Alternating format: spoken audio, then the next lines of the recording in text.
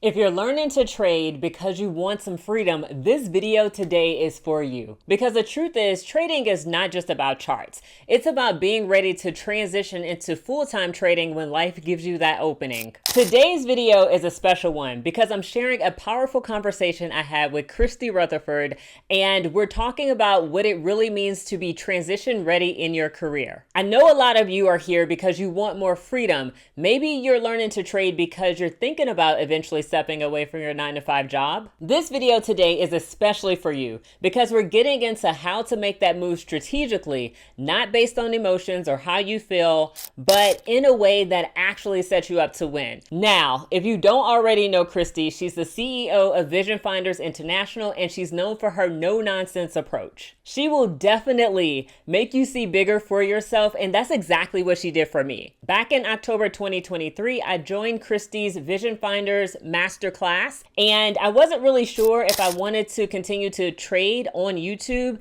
and her and the mentors there gave me clarity. My mentor in the group pushed me to finally make a decision, and that's when I went live on YouTube to break down a chart for the first time. The video was buffering, the audio wasn't all that great, but it got a handful of likes, actually more than I expected, and that showed me that people wanted this content. That moment was the start of the Chart With Me videos that you see on this channel today. And if you've been thinking about learning how to trade or finally become consistent with it, that's exactly why I created the Profitable Traders Academy and the Trading Launchpad. They're designed for professionals just like you who want to build a skill, structure, and have confidence without quitting their jobs first. In this video, you're going to take away 3 key things.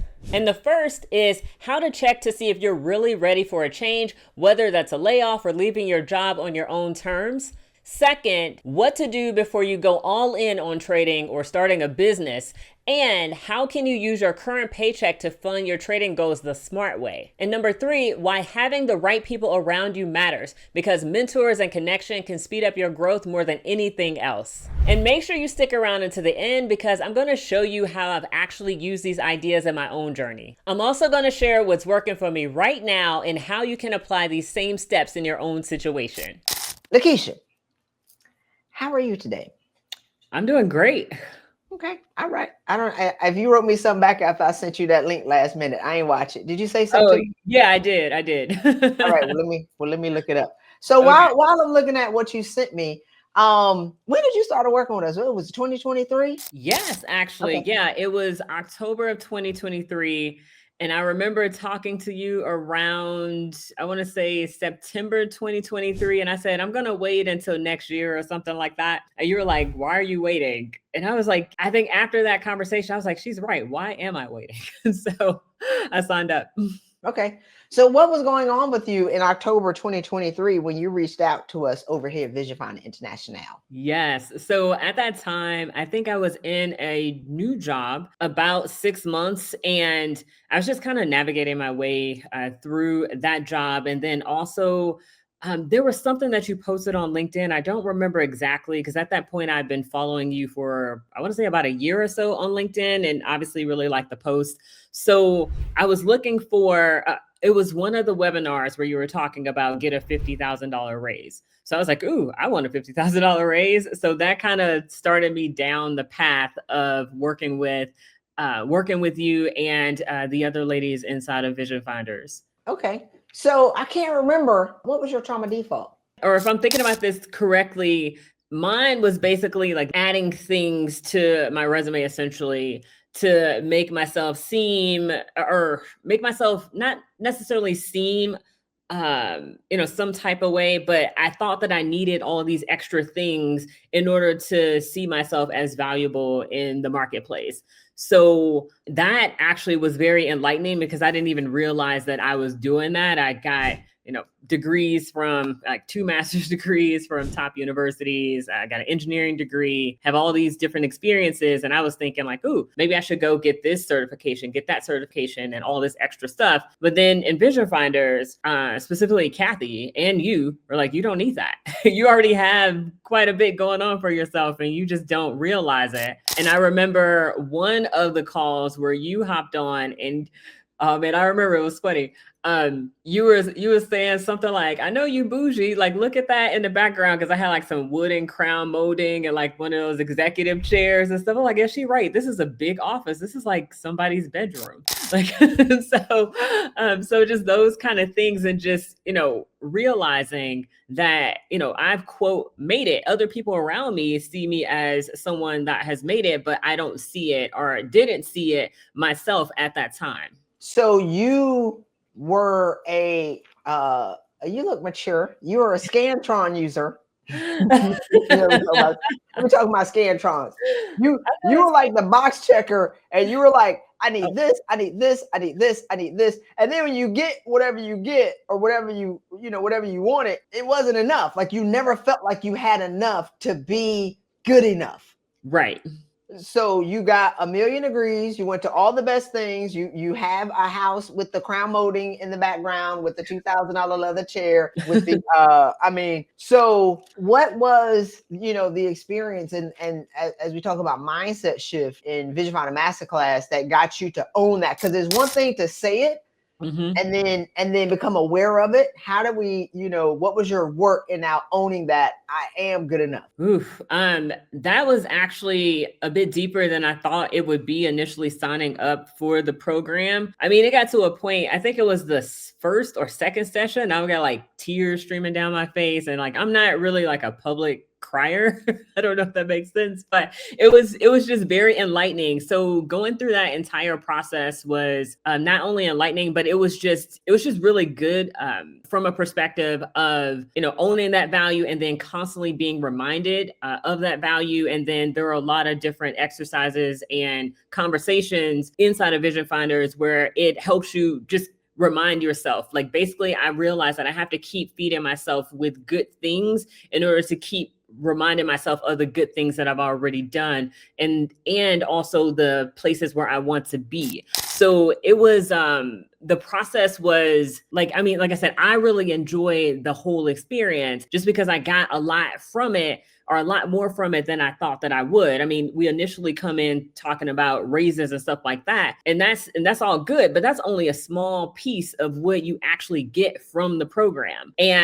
And that was one of the biggest transformations for me. It's just realizing that value and continuing to remind myself. And then, when I'm applying to these jobs and, all these different things, just reminding myself of that. And also that people that are in these positions don't have half the stuff that I already have. So it's not that they already, that there is some elevated position. It's like, yeah, they may have made the right connections and stuff. And, Vision Finders does talk about that. But it's a lot more to it. And it's about basically just owning what I already have and just moving from there. Every time I try to put somebody, like put a story in, you be like, that wasn't me. What, you angry? Like, no. What, you resisted? Then we had to fight you. You like this. Nah, that wasn't me. Like, I don't know who you talking about. Right. So what are some of the habits that you gain, right? Like, when it comes to owning yourself. So what's 3 things that, the people that are listening can do, because this is a common issue of having a gazillion of degrees. And actually somebody inboxed me yesterday, was like, oh, I want to, get a different job. And I just got accepted to an EMBA. I'm like, you ain't need that. But is it too late to not get that? But whatever. So what are 3 actions that you took to be able to assist you with owning how great you already are? Yes. So one of the things that it was very simple, but very enlightening, was basically taking care of yourself. So in the past, like I had been, and actually going through the entire process in Vision Finders helped me realize how in the past there were some things that I could have done differently to, quote, keep my sanity,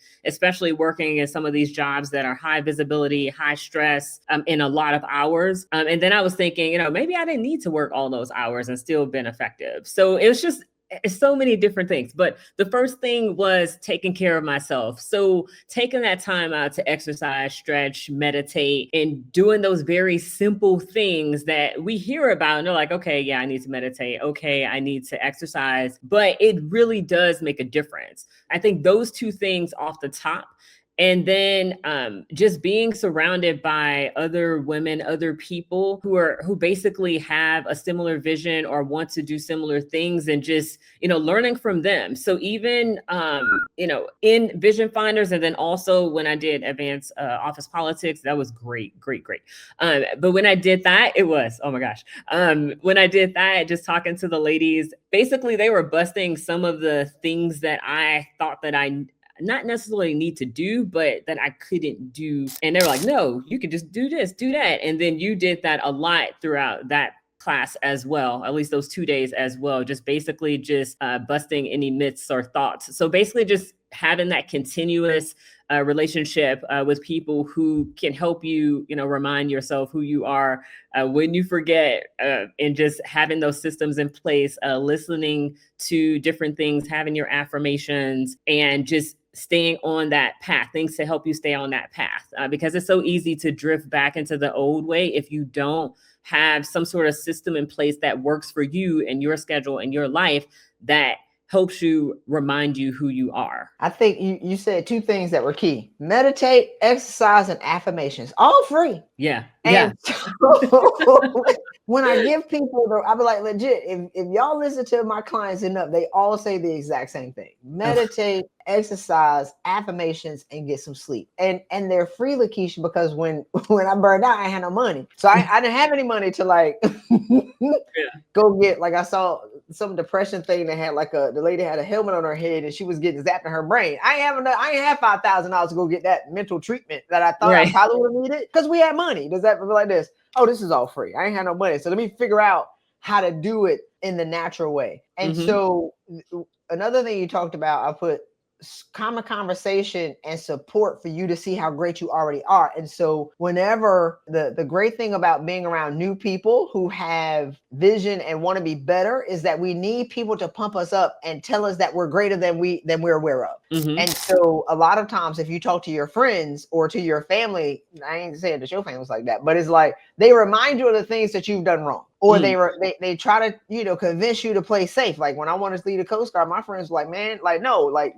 come be safe. And I was like, no, I'm crazy, but they ain't really know. They thought I was crazy. They didn't really know that I was about to die. So it's like, we're looking for support from people who can't see us in a new light. Or, on LinkedIn, you're looking for support from people who don't know you to kind of sympathize with you, as opposed to the people who are going to be like, no, like, you got everything that you need. Go ahead and get up.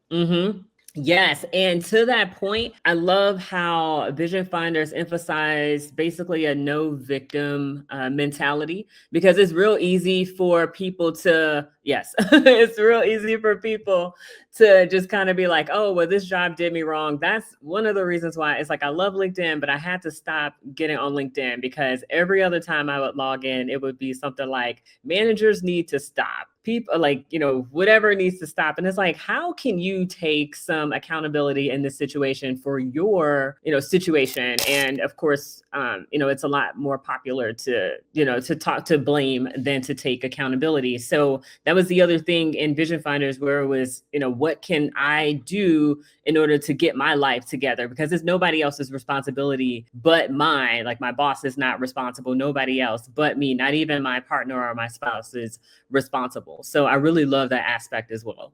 Well, it's real popular to, the quote that hits, a good manager is a blessing. Boy, that hits. I be sending it to Jennifer. That a good manager is a blessing will get shared by like 2,000 times. Right. And it's like, okay, but I think there is room for people to go talk about what organizations should do. I don't do that, because I was waiting for my organization to save me and I almost died. So I'm more on the empowerment side of, if we can own like how we've created this scenario for ourselves, and we're not saying that they're not crazy, but we also are contributing to this issue. How can I, own how great I am, and what am I doing that's not allowing me to see that I'm not a victim and that I'm not a tree and I don't have to stay here? Does that make sense? Yeah, and if absolutely. I do stay here, it's because I want to, not because I have to. Exactly. And that was And that was a cool perspective, like, going through, all the time through Vision Finders, and then, being at the job where, somebody does something that gets on my nerves, and keep reminding myself, like, I don't have to be here. I have additional streams outside of this job that, could sustain me for a while, if I decided to move on and do something different. So let's talk about that. Let's talk about the transition. So did you have your business before you started with us, or did you start the business after you? So I had the business before, but during that time when I started, I actually took a break from the business for, I want to say, about a year or so. Yeah. And I remember during one of the calls, it was Kathy, I was talking about trading the markets and making some money from some trades that I took in the stock market. And she was saying, like, she was asking me questions, basically trying to figure out if it was something that I still wanted to do and talk about publicly, because I do have a YouTube channel and all of that. And I said, yeah. And then it came down to her basically saying, why aren't you doing that? And I was like, and I felt like at that time I didn't have enough information, or I wasn't, this, that, and the other. But yeah, she basically snapped me out of that.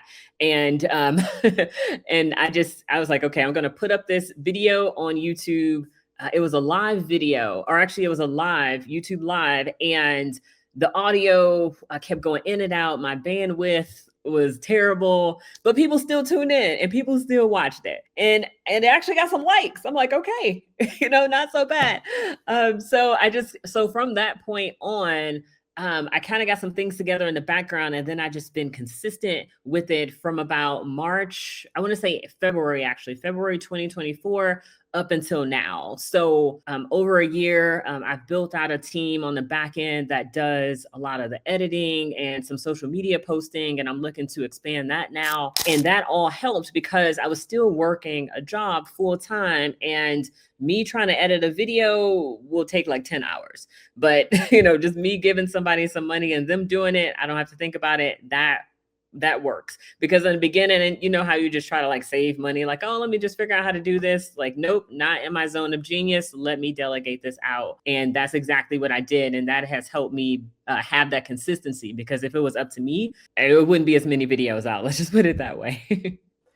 Well, I think a part of it was you didn't have the capacity because you were working all these hours.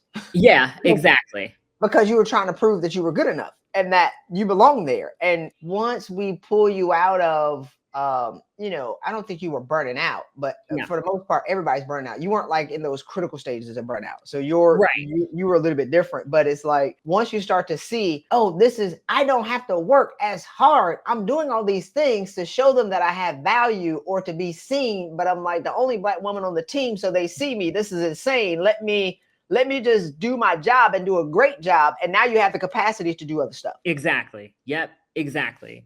Yeah. And delegating some of that stuff and not feeling like I had to do it all, it freed me up to basically come up with a strategy to attract more people to the YouTube channel, and then eventually get to a point where I have paying customers, and just so many, and then just being able to take that surplus of money that I got from trading the markets, and then also new customers, reinvest back into the business, reinvest in myself to learn additional skills in order to continue to grow it. And, just realizing that I don't necessarily have to give up something in order to do something else if I don't want to, especially if I have this team in place that are, executing. So anyway, like I said, just giving myself the bandwidth in order to do other things and explore other things. You have your channel. Mm-hmm. You got your mindset. You know how much money you need. Those are the 5 things that I talked about: mindset, money. What I talked about. A mentor, because you say once you started to make the money in your business, then you started to make that money work. That's what wealthy people do. Yeah. Wealthy people say, I don't take like what we're conditioned to do in the 97% is to take our check to pay our bills. Wealthy people would never. They take their money, millionaires or multimillionaires, I would say, they take their money, they put it in the assets, and then they call it the golden goose. You build a golden goose. When the assets start to produce income, this is how you pay for your lifestyle.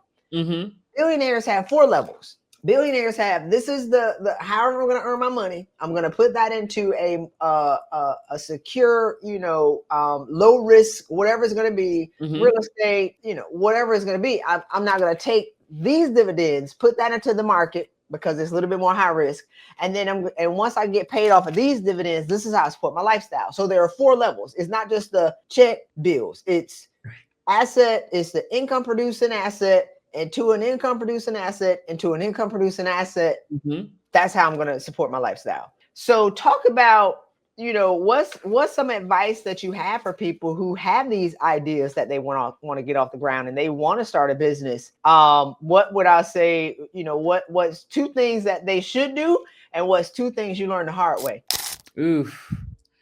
Okay, so off the bat, the 2 things that they should do is definitely invest in themselves. Like that is number 1, because not everybody's going to be, to the point where they could afford a 5-figure mastermind. Maybe they could, but starting off where they're at, even if it's reading books, we have the internet, it's free. Like starting there and then finding those mentors that you align with and getting connected with them. And that has been key, especially during this current transition, is because now that I have a little bit more bandwidth and being connected with business mentors that I invested in, over time, let's just say, now, they're sharing opportunities with me because they've gotten to know me, they've gotten to know my business and my target markets that I'm focusing on, and be able to share opportunities with me that has the potential to expand my audience and expand my reach. So getting with those mentors is going to be key because, they have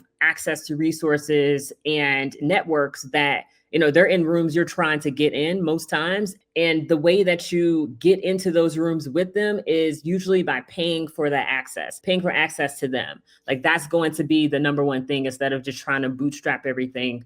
It may be, useful in some situations, but not, and maybe in the very beginning, but not the entire journey. That's number 1. I feel like I said a lot on that one, but number 2 is basically just, continuing to invest in yourself outside of mentors as well. And just, try things out, embrace technology. A lot of times people want to stick to the old ways of doing things.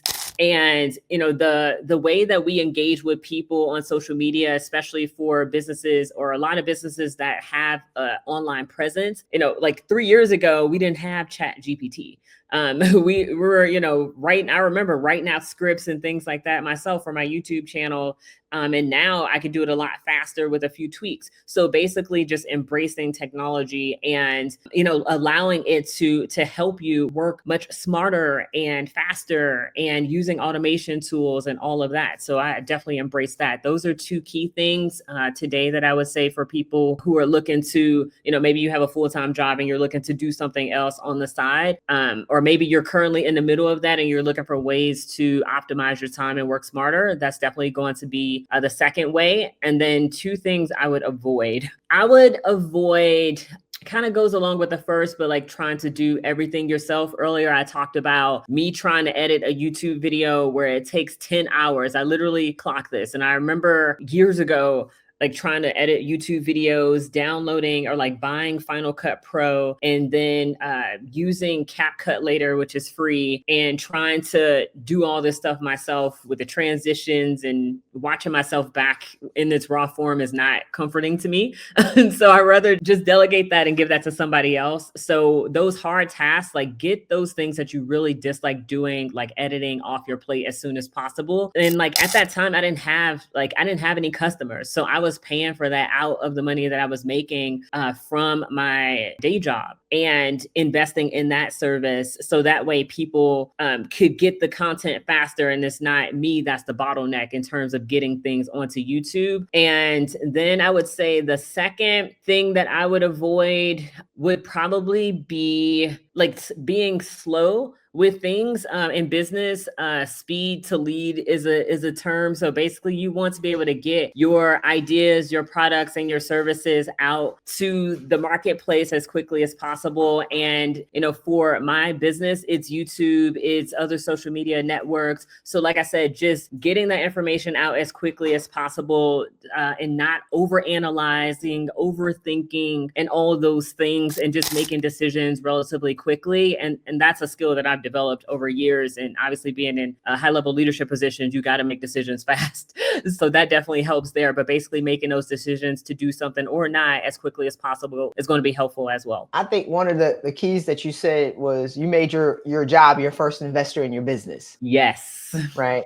Yes, Like, and that's the thing. Go ahead. Oh, no, I'm 100% agreeing with you, because sometimes, like I mentioned earlier, like some people are like trying to bootstrap and do everything themselves. And that sounds cool. But at the same time, there's a lot more that goes into it. And, me being able to sacrifice, I think at that time, maybe like a few $100s a month for an editor. I did the whole interview process. I used the software, or at least a platform called Upwork. I went through and like filtered out the resumes, interviewed like 5 or so people, and then I selected someone that joined my team. And since then, I've just repeated that entire process and just, found the right people to be a part of my team, because I know how I work. And I'm the type of person where I could be a bit demanding. So I do tell people that up front. It's not like in a mean way. It's just I like stuff to be done as quickly as possible. I don't like excuses, and I hold myself to that same standard. So when I'm hiring people, I do make that known. But basically,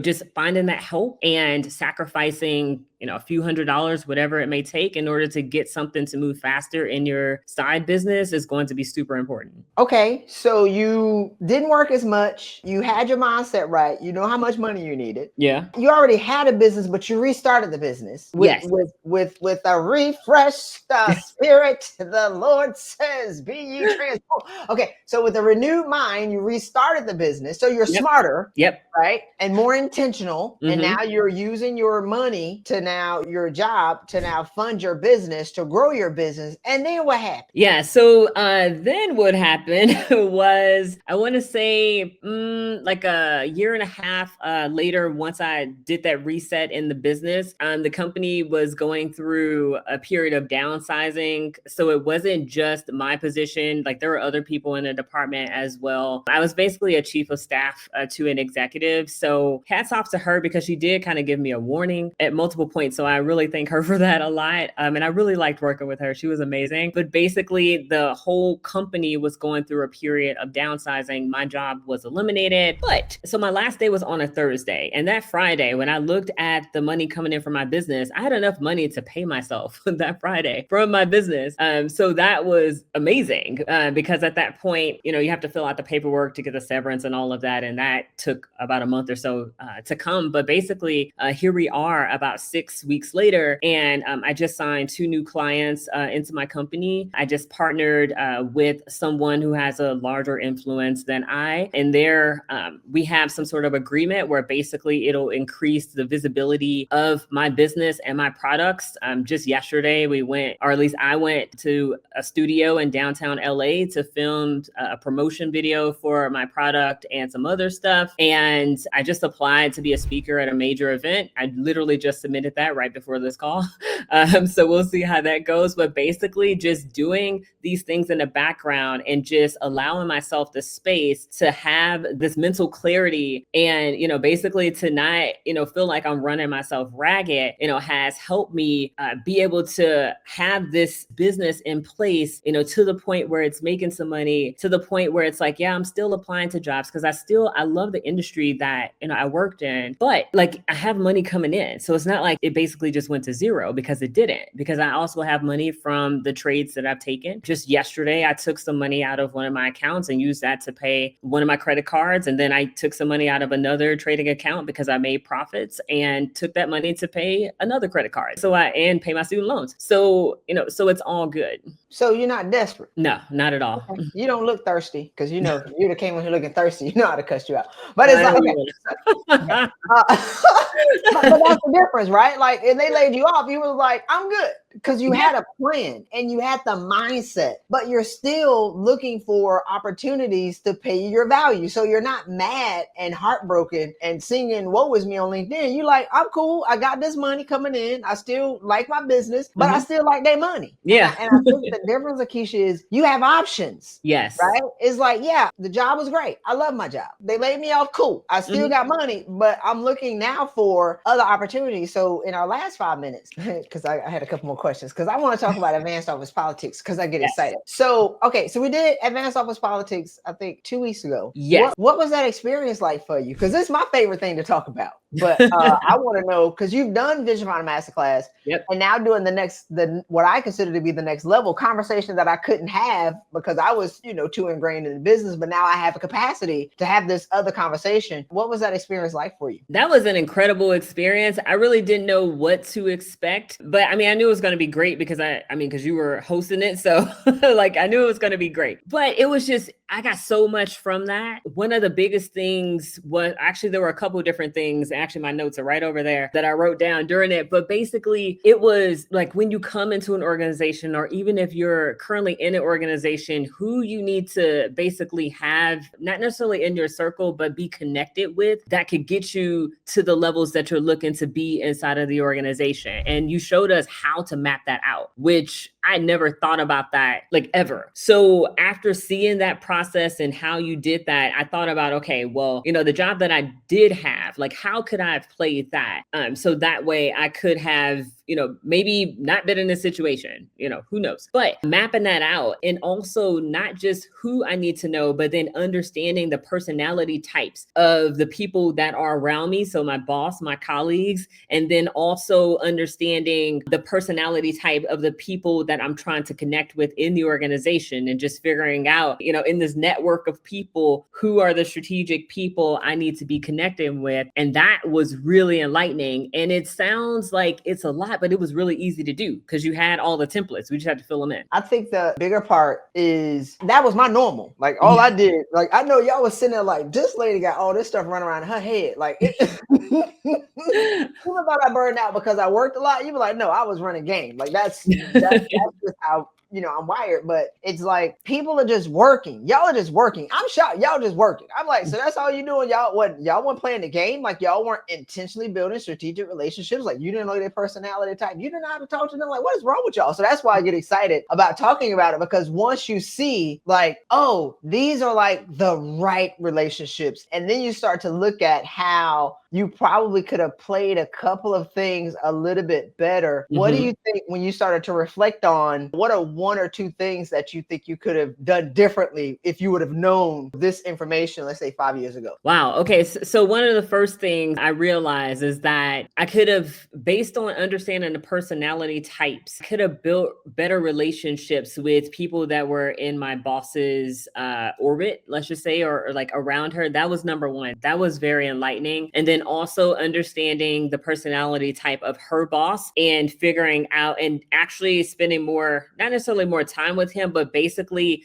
in this manner, getting to know him a bit more. So that way I could have potentially got connected with others in his network, especially with him being at a senior executive level. That could have really helped a lot more. And he had a broader influence than my boss. I mean, she had a lot of influence because people knew her work and loved her. But it's like, with him being her boss, he has a lot more visibility. So of course he would have a much wider network at his level. So that's the second thing. And then also just about myself and just learning more about my personality type and, how I would fit or how I could have, based on my personality type, how I could have better engaged with people that I worked with. And then also when reaching out to new people of influence inside of the organization. And then also I realized that I didn't network enough inside of my industry or just inside of like engineering in general, because I worked in aerospace defense, but then I also worked in Silicon Valley. So obviously those are two different crowds, but if I would have networked in both of those circles outside of work, then I think that would have been better, because looking back, most of my network was internal to the company, and it's not necessarily a bad thing. I could have just expanded that a bit more. Yeah, so it's about having an office reputation, an organizational reputation, and then an industry reputation. Yeah. So this is about creating the industry reputation, and it's not just knowing what your boss, but knowing her friends, and then knowing your boss's boss. So when they're all talking about you, because they do, they're all in agreement with how great you are. So you're not like invisible. They'd be like, oh, I don't know her. It's like, oh, okay, well, who's my boss? Who are their friends? And then who's the next boss? And then who are their friends? I'm gonna go be friends with all of them. Right, exactly. So when they're meeting, they're all talking about me in a positive way. All right. So your YouTube channel is, I got it right here. Okay. Chart Confidence. Yes. So if y'all want to follow LaKiesha, go to Chart Confidence. And then if you want to, learn how to trade, she is the best ever to do it. So y'all can go to her YouTube channel at Chart Confidence. And then y'all can click the links because I know she got links on her YouTube channel to be able to connect with her so she could teach you how to get your money. And if you're an organization who's in aerospace defense, who's looking for somebody who has experience in the Silicon Valley, and if your comp package is $895,000 or more, call LaKiesha today. She is on LinkedIn and she is ready to assist you with solving your problems. How about that? Absolutely. I love it. All right, LaKiesha, thank you so much for showing up and sharing your insight. We'll talk to you soon. Thank you. So hopefully you can see now how being transition ready isn't just about your career. It's about the mindset that helps you win in trading as well. You need to have a plan. You also need to know your worth. And then you also have to move with purpose. My journey from working with Christy and her program to rebuild my YouTube channel to growing trading accounts while still working full time is proof that when you have structure and clarity, things start moving in your favor. And honestly, using your paycheck as your first investor has been one of the best decisions I've ever made. And if you're a professional thinking about what's your next move, whether it's trading, entrepreneurship, or even moving up in your current field, maybe all of those things like it was for me, I hope that this conversation gave you something to think about. And if you're ready to start trading the right way, or if you want a step-by-step system to build consistency and confidence inside of the market, then check out my programs. The Profitable Traders Academy take you from the foundations to consistent profitability, and the Trading Launchpad helps you master the foundations in trading and to be able to take your first trades with confidence. You'll get the structure, mentorship, and community support to help you trade with a clear plan. So that way you don't have to worry about second guessing every move inside of the market. The links are below. And if you're ready to elevate your career and go after those higher level positions, I'm talking about 6 figures, multiple 6 figures, and beyond, definitely check out Christy Rutherford. She's helped professionals at every level, and her content across YouTube and other platforms is amazing. And as always, don't forget to like this video, subscribe to this channel if you haven't already, and drop a comment to let me know what part of this conversation hit home for you. So thanks for hanging out with me today. Check out the videos here on the screen, and I'll see you in the next one.